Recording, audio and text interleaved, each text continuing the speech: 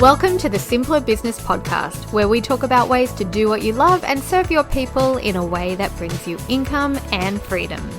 I'm your host, Marissa Roberts. Join me as I chat with my favorite entrepreneurs about how they simplify their biz so that you can simplify yours. We talk about online courses a lot here on the podcast because they're such a game changer in your business when it comes to increasing your cash flow and freeing up your time. Now, passive, in my experience, applies to everything once it's all set up and working. You've created your product, you have a sales and delivery process set up for it, and you have a marketing strategy that actually converts. So it's not completely effort-free, but it's so much freer and easier than filling your week with 40 hours of one-on-one coaching or services. So I highly recommend adding an online course to pretty much everyone that I work with. So what's the best way to actually sell your online program and create a reliable passive income stream? Most course creators rely on live launches to sell their course, but they can be quite unpredictable, especially the first few times you launch, and they tend to come with a lot of risk because of the short time frame and that feast or famine nature you get when you're launching and you have a lot of downtime in between. All it takes is one broken link or misaligned message in your launch for profits to tank and for the whole thing to kind of flop. So that's a lot of pressure. Now, equally, when creators go evergreen the traditional way, their conversion rates plummet and the dream of passive income just feels like it's moving a little bit further and further out of reach. And what a lot of course creators don't realize is there's another way to sell that takes the best of both of these options and leads to predictable passive income and sustainable growth. You can launch with a profitable evergreen system and use ongoing automated customer feedback to dial in your messaging and improve your sales conversions over time. So there's no more stressing and guessing your way to more course sales. You'll have audience insights to inform you where any leaky holes are and how to plug them. And my guest today, Abi Prendergast, is the creator and soon-to-be author of Day One Evergreen, the automated funnel that's built to convert better every month. For years, Abi wrote launch copy for some of the biggest names in the course industry, including Amy Porterfield and copy hackers. But eventually the nail-biting pressure of live launches got to her, so she created a system that equips creators to hop off that live launch roller coaster and create a reliable flow of passive income in their business. If you have been struggling with your passive product sales or procrastinating on creating them, or you want to move away from live launches without that big drop in cash flow, you are going to love what Abi has to share. So Abi, welcome. I'm very excited to have you with us today. I'm excited to be here. Thank you so much for having me. Oh, this is going to be honestly such a good chat because people do love the idea of having a course and selling a course, but then they kind of all, I find anyway, in my experience, that they all hit the same stumbling blocks as they go. You know, we all get burnt out by launches. We try and switch to evergreen. We go, oh my God, no one's buying anymore because they've got no reason to buy straight away. And how do we make it work? Because we want that freedom and flexibility, but we also want the money that often comes with the life launch.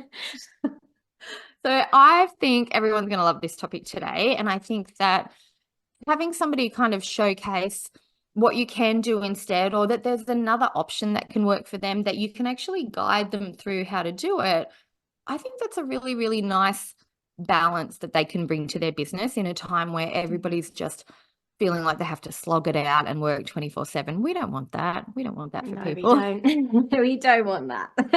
Exactly. All right. So what do you think is the biggest challenge that course creators are facing right now? What are you seeing in the industry?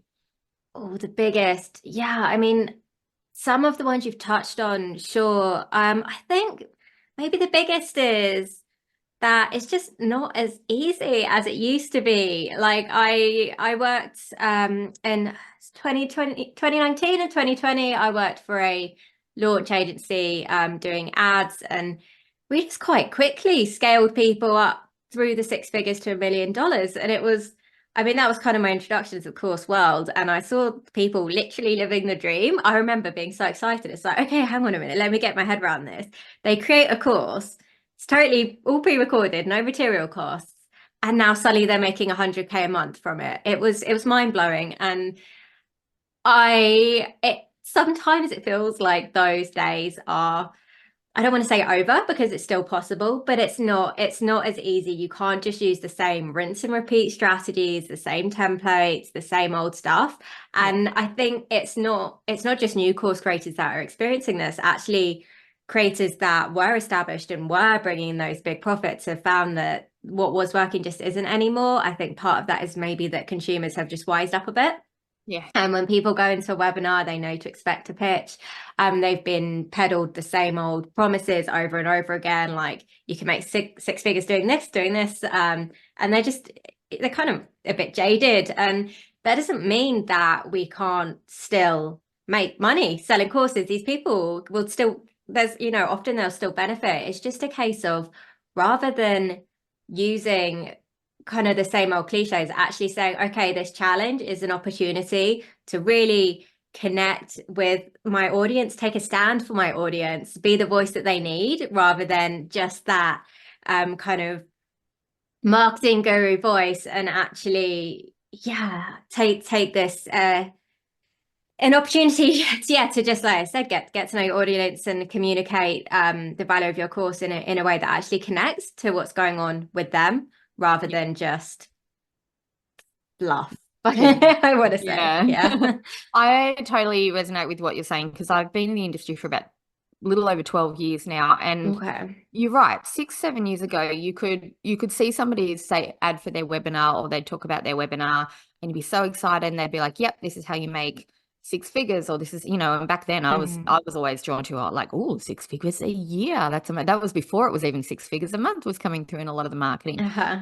And you'd go and watch and then you wouldn't, it's not like for me at the start, I wouldn't expect a pitch at the end of the webinar. And then I was the same. I got wise to it and I was like, oh yeah, well, with every webinar training, there's going to be a pitch at the end. But I think you've nailed it when you talk about sort of almost that generic, I'm going to show you how to make tons of money marketing. I feel like that worked 5 or 6 years ago. But now there's so much of that out there that everyone's like, oh, well, okay, I can pick and choose who's going to show me how to do that. But there's nothing that draws people like a magnet unless they know what that person really, really wants. I think you've totally nailed it there with that whole idea of, no, you've got to know your audience. You've got to understand their Mm. particular situation, their particular hurdle, why they in particular want to do that and earn that money, because that connection's the really big part, the connection between the two of you, right? Mm. It's a huge part. I mean, it's not enough to just pick out some problem points, some dream points, that marketing stuff are all taught. If your audience doesn't see and feel how those problems and desires map on in the context of their lives, then it's not going to resonate. There's going to be that disconnect. And people are less likely to sit down and watch your webinar, to read all of your copy, actually make it to the bottom of your sales page. They're going to be more likely to just click off. Yeah, Yeah. I totally agree. It's a tougher market out there. Your audience is still there and they still want to work with you, but getting their Yeah. attention, keeping their attention and making them go, oh yeah, this is the person that's going to show me. I think that's where a lot of people skip out, really. Yeah, exactly. All right, so controversially, I've heard that Mm. you disagree that course creators should validate their online course before they jump into Evergreen. And that's an interesting one because a lot of coaches give that advice. You need to Mm. validate your course before you set it to run. And on the surface, it makes sense. So what are your thoughts? Why didn't you agree with that? Yeah, I mean, so what I say is you don't need to live launch. So there's the message out there is often that you need to live launch a few times, and then once it's validated through live launching, you can go Mhm. evergreen. Um, However, I think it makes so much more sense to validate by going evergreen, because things are changing so freaking quickly. If you launched a copywriting course in January 2023 and it sold amazingly, ChatGPT is everywhere, and then you launch again in May, that same messaging might not resonate anymore because the world has changed and things just keep changing. Whereas when it's evergreen, it's constantly, you're getting up to date feedback, up to date validation. So if in January it's not converting, but you've built customer feedback into your funnel, which is a signature part of my process, is that then you can take that and actually you've got up-to-date customer feedback rather than taking it in January when you launch, and then by the time you implement it all, things are totally different. I love that because there's two parts that I really love about that. One is that you just don't have to live launch if you don't want to. You can still validate your course without live launching. That Mm. immediately was weight off my shoulders. I'm like, okay, great. But I really love that feedback and tweak as you go.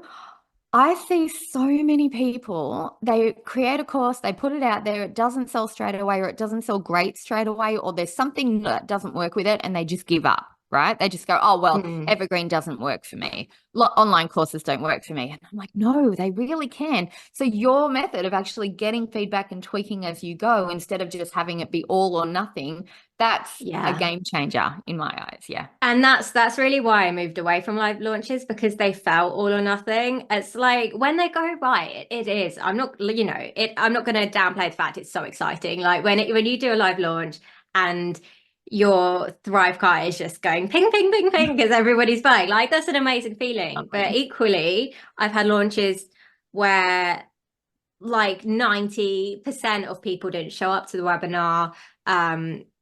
Where it just hasn't gone to plan. And then it's like, okay, well, I was relying, I was hoping to generate my entire annual revenue with that one launch, and it hasn't succeeded. Whereas with Evergreen, um, yeah, you can continuously tweak. And I know, like, obviously, it's attractive, this idea of it being fully passive income, like one and done. But actually, for an evergreen funnel, to get the maximum profitability, you need to be willing to go in and make those changes. And I think that's an exciting opportunity. I don't look at that as work. You can spend 4 to 5 hours going over customer feedback, building into your funnel, and watch yourself make more money and make more customers really, really happy that they found you and took the leap and enrolled.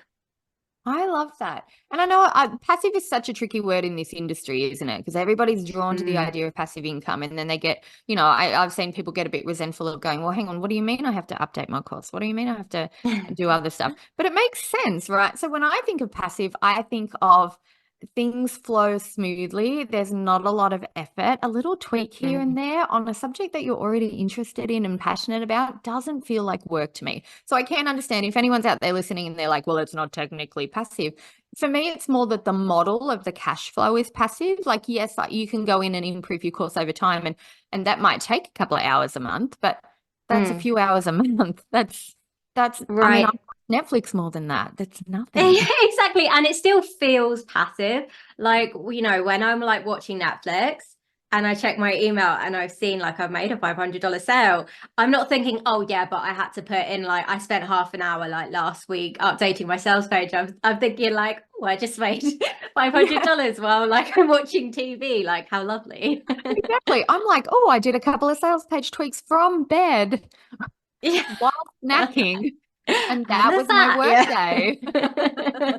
And I think that's a Totally. really nice way to look at it, is it's really about building a lifestyle around your program and around its sales and delivering in a way that suits you. And I think that everyone's version of passive and everyone's version of successful is going to be different.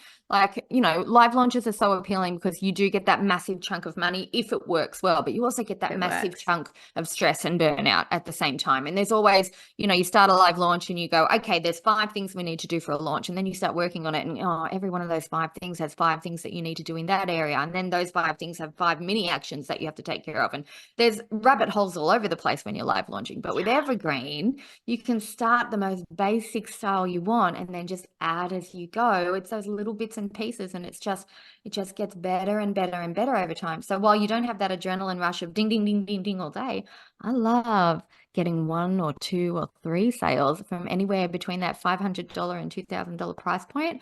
Yeah. That's still a pretty good high for me. And I love receiving that on a regular basis without feeling like I burnt out in order to get it.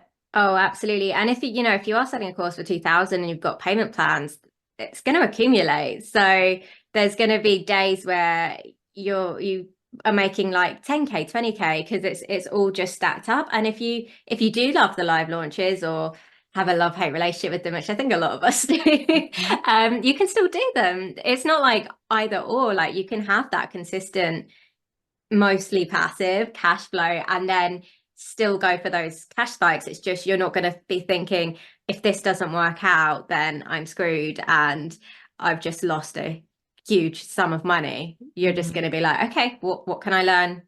How can I take this forward and continue to make my evergreen funnel convert better so I can make more money each month? Yeah, I really like that it's not all or nothing anymore. You've got Yeah. that little buffer there going that's going to help you. And yeah, that makes it so much more freeing, but also so much more supportive at the same time. So I really like that. And that customer feedback idea is gold. I've Mm. never really heard anybody focus on that before, and it makes so much sense. I'm like, why didn't I think of that? So how would you say, or can you give an example of how our listeners can collect that feedback? Because I think a lot of them are nervous about asking for it in case it's not good. And that's a totally normal thing, everybody. That's just part of your imposter syndrome kicking in. There's a reason people buy from you. There's a reason that you've been in your industry for the amount of time you've been in it. You know your stuff. So Mhm. don't be scared of getting feedback. But yeah, if you have any examples of how they can collect it and how they can actually improve conversions with it, that would be amazing. Sure. Okay. So yeah, so my signature funnel is day one evergreen. The idea being you don't need to live launch validate. You can go evergreen from day one if you build customer feedback in. So this is about automating customer feedback collection through your funnel. So taking various touch points across the funnel and asking for feedback. So in marketing, there's a concept called seducible moments. So when you've given someone something, that's a seducible moment. They're feeling that urge to reciprocate. It's basic psychology. So that it's in those moments that you want to ask them to just answer quick, simple questions. We're not asking them to fill out a massive survey, just to find out what we can at that moment. So an example, thank you pages. Rather than just treating the thank you page like a dead end and just saying, thanks for signing up for my webinar, I ask them a question. And the question I usually ask, it was coined by Joanna Weeb. And that question is, what was going on in your life that brought you here today?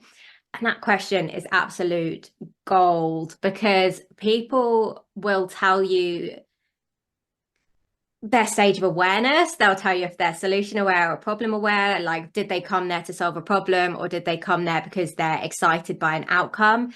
And better than that, they'll give you voice of customer. So it's not just like what I said earlier about contextualizing problems in what's going on in your customer's life. Like, this is a moment to get that. So rather than them just saying, I want to make six figures, they're going to say, things like, I want to make more money because I really would love to take my family on a vacation in the forest this month. And those specific details, when you build that into your copy, into your messaging, it's going to resonate with people. It's going to convert more. I mean, people in our industry, they talk a lot about know, like, and trust, and that's so important.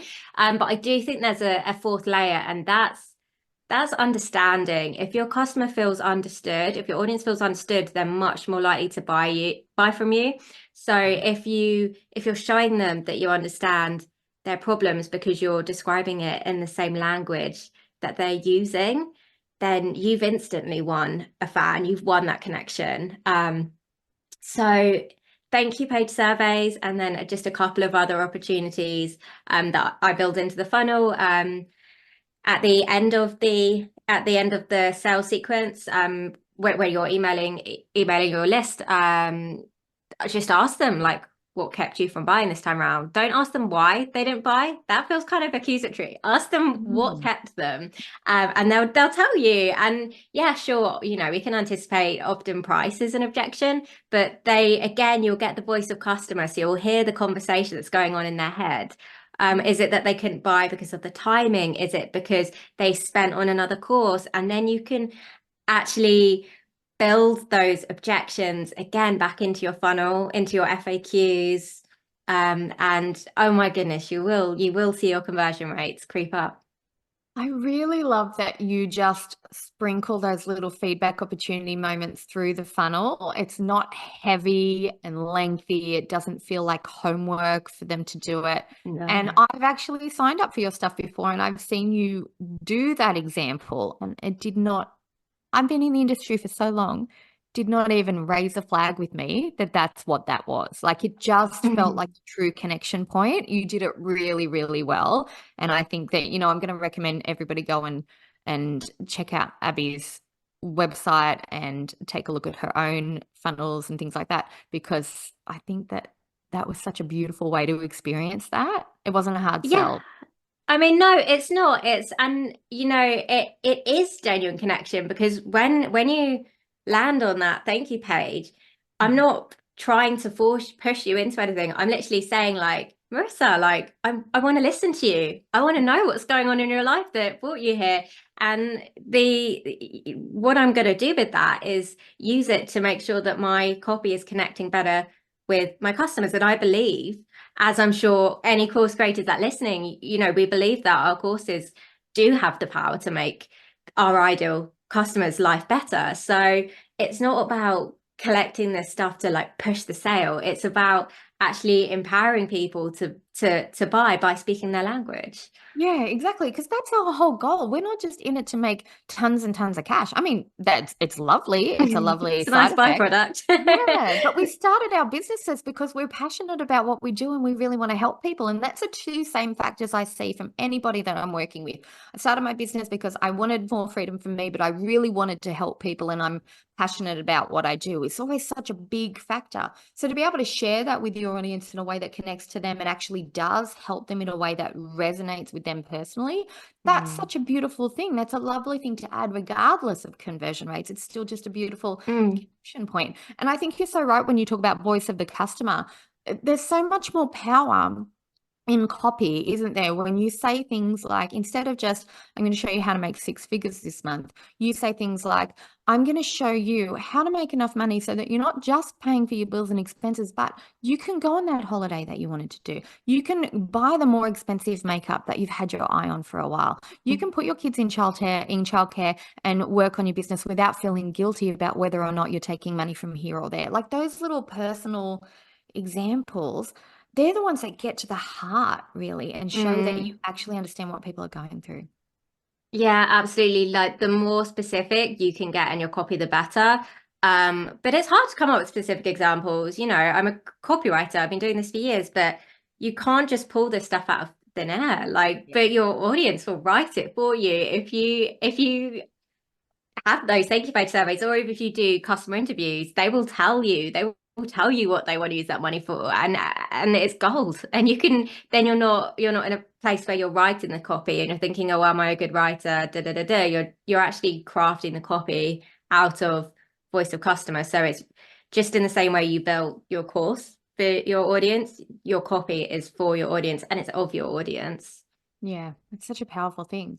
All right, so what else do you think we need to include then in a day one evergreen funnel that's going to increase conversion rates? So we've got your touch points that go there. You said interviews a second ago. Is that another method that you use? That's part of the kind of getting it ready. So before I create a funnel, I will do deep customer research. I will interview. So if I was building one for a client, which I do, I will interview 5 to 7 customers and I will find out what they're struggling with, what they've enjoyed about the course.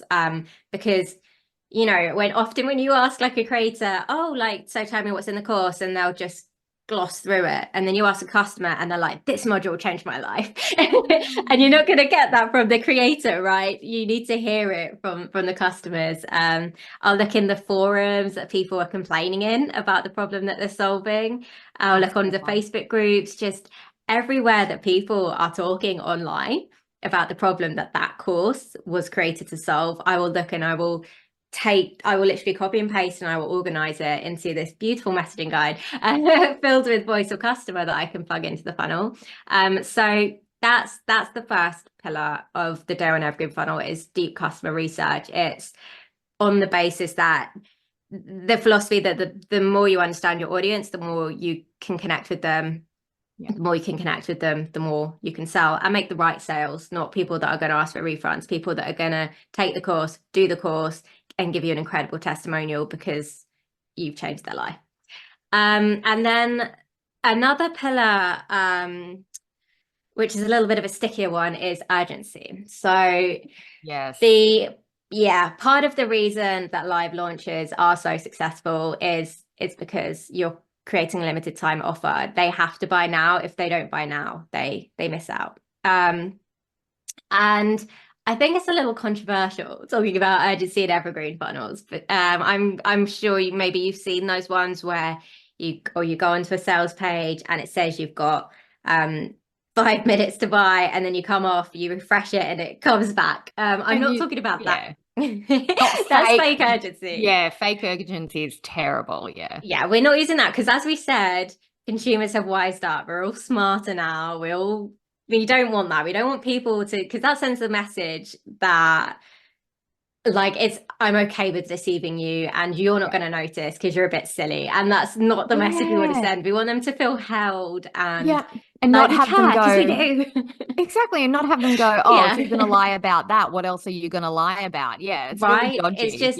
yeah, because people buy when they're safe. It's like when you go and buy like when you're going to go and buy a really nice dress or something. I mean, not that I've had this experience, but or when you buy a wedding dress and they give you champagne, and it's to create so you're in a relaxed buying mood. Yeah. And we want to do that for our customers. We want them to be in a relaxed buying mood. And they're not going to get that when you've got a massive red countdown timer in their face saying you have 30 seconds to make a decision on this $2,000 course. Like, no.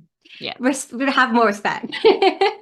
But with that said, urgency is a very powerful amplifier, and you do need to give people a reason to buy now, but you can do it in a way that is authentic and that feels good to you and feels good to your customer. And the way I like to do that is I like to create them a limited time offer on the basis that they signed up for my webinar. So they took action. They signed up for my webinar.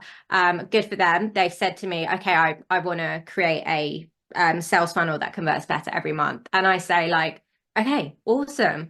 Here's an offer for you. Because you did this, for the next 7 days, you can get my course at $400 off. They've still got 7 days to think about it. You know, I'm not really a fan of those fast action discounts either. Like I do believe people need some time to think, and I'm fine with that. Same with sales calls. I'll always let them go away and think about it. And it's not like when the offer is over, when that timer hits 0, that they can never enroll in the course, because it's a self-paced course, so they can. It's the same as a live launch. When you live launch, you create an offer, and it's when you're ready to say to the world, here's my offer. But with this, it's when they're ready, because they've shown you they're ready to receive your offer, because they've taken action and they've signed up for the transformation that you offer in your webinar. And it does increase conversions. I mean, I've tested this several times, because I do have this love-hate relationship with urgency, and I would love it if we didn't need it at all. But I mean, I've literally had people go from 0% conversion rate to 5% conversion rate, and that shouldn't happen, because urgency is an amplifier, but it does happen. And I do think if you want your evergreen funnel to really convert well, you've got to make a limited time offer. You've got to give people a reason to act now rather than later. I totally agree. You've got to give them a reason to buy now, not later. And it's not about punishing people if they don't buy. It's about rewarding the fast action taker with a sweet little extra. So I think, for example, and I think you're right about timelines too. I think when it's the higher the price point for the offer, the longer they should have to consider it. Like, if it's a $7 or a $27 course, I don't mind a short time frame, like a 15 or 20 minutes, because it's kind of like pocket change at that point. It's like what you spend in a supermarket, right? You're not going to spend a week in a supermarket. Exactly. Like, you're going to buy dinner. You're not going to stay at the restaurant for 3 days and figure out whether or not you can afford dinner. Exactly. But you're right. Once you hit that sort of $500 plus, I feel like, and it's a different level for everybody. But for me, I feel like that's when they need a few days to think it over. And if I'm doing my job right, I'm going to nurture them and encourage them rather than threaten them, if that makes sense. So your approach to urgency feels very similar to that. It's like, we care about you taking action because you're going to get a result. So of course we're going to encourage you to take action now. But you can still do the course anytime you want to. It just won't have that extra sweet little bonus or discount or deal or something that you can get right now. So yeah, rewarding instead of punishing feels really good. Exactly. And remember, like, you can ask your customers how they feel about this when you're saying what kept you from buying. If people are saying to you, I just felt it was too high pressure, there was too many emails or yada yada yada, then you can think, okay, this is what my audience is telling me, so I'm gonna Quick. lengthen the discount so they've got more time. It's not, and I just really believe it's not about listening to marketers, and because everyone's got a different opinion. You don't need to like see what your favorite course creator is doing and replicate that, because it might not work for you. Listen to your audience. Your audience will tell you exactly what they want, and if you can deliver that, if you can take a stand for them, for the single mom of three that would really freaking benefit from your course but just doesn't quite trust herself, doesn't quite trust the market, if you can empower her to take that chance on herself and to say yes to something that you have created because you have been in her shoes. Sorry, I get so passionate about this. No, I agree. I think that's Then lovely. yeah, yeah. Yeah, And I it's think it's an opportunity.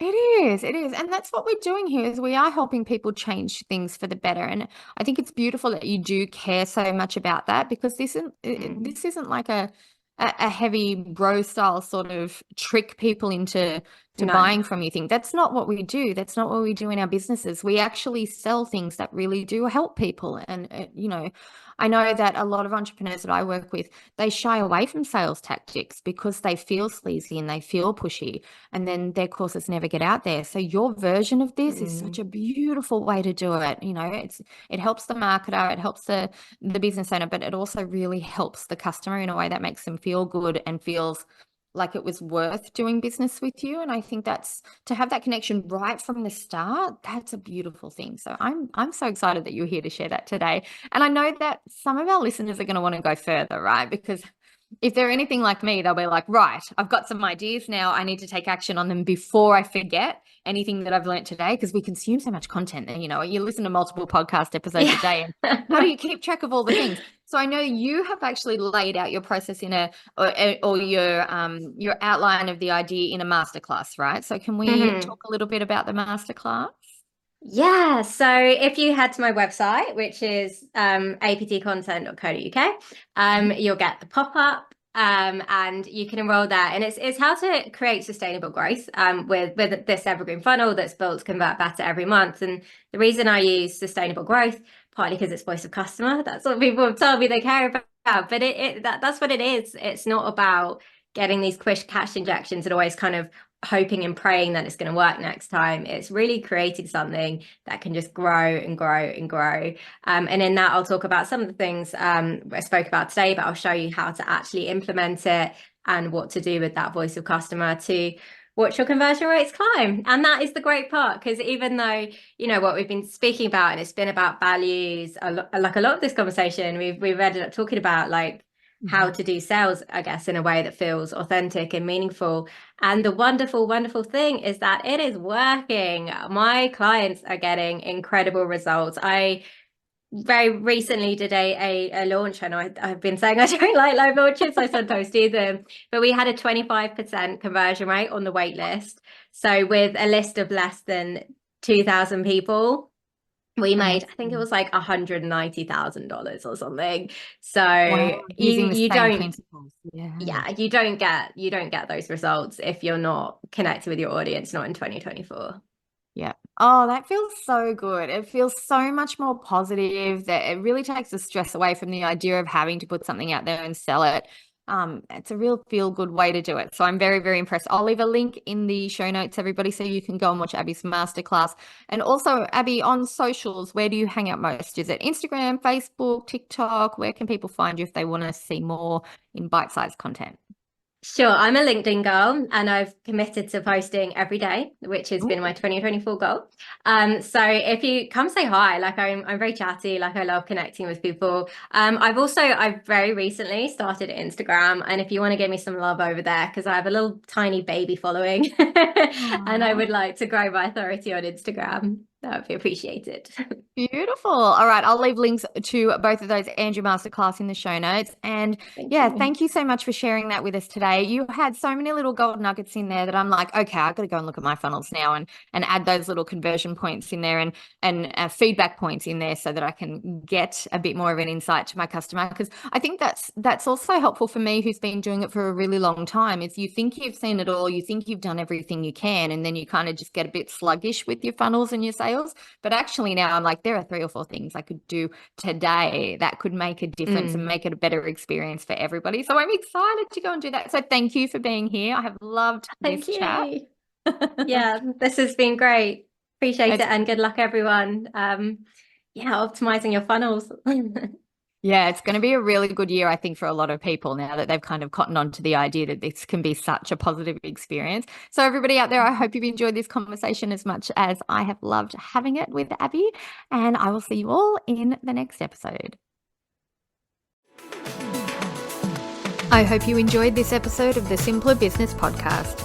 If you did, please subscribe, rate, and review us on Apple Podcasts. There's a link in the show notes to make it nice and easy for you, just the way we like it. If you're ready to simplify and scale your business, you can get started with my free audio class at marissaroberts.com. See you next time.